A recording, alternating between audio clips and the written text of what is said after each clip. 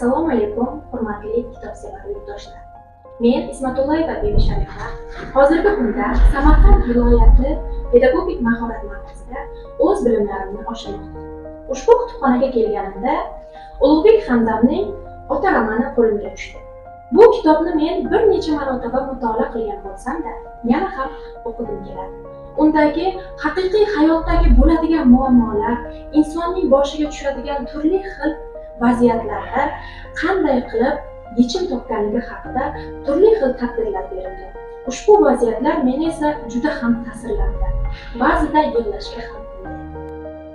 Ulug'bek Hamdamning qariyb 30 yillik ijodida Ota romani eng cho'qqilarga chiqqan badiiy asar hisoblanadi. Ushbu kitobning bosh qahramonlari Po'lat, O'tkir va Sevinch ismli insonlardan iborat. Ularning taqdiri shunchalik chigalki, ularni eshitib, hattoki har bir safar o'qiganingizda ham ko'z yoshlarga g'arq bo'lasiz. Ushbu kitobning boshlanishidayoq Ulug'bek Hamdam barcha otalarga bag'ishlanadi degan so'zlar ham insonni kitobni o'qishga chorlaydi.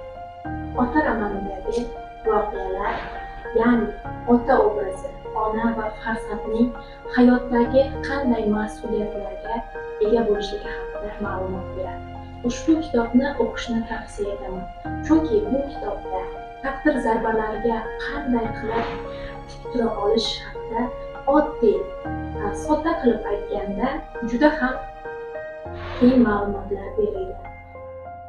Ushbu kitobni o'qishni hammaga tavsiya etaman. E'tiboringiz uchun rahmat, aziz kitobxonlar.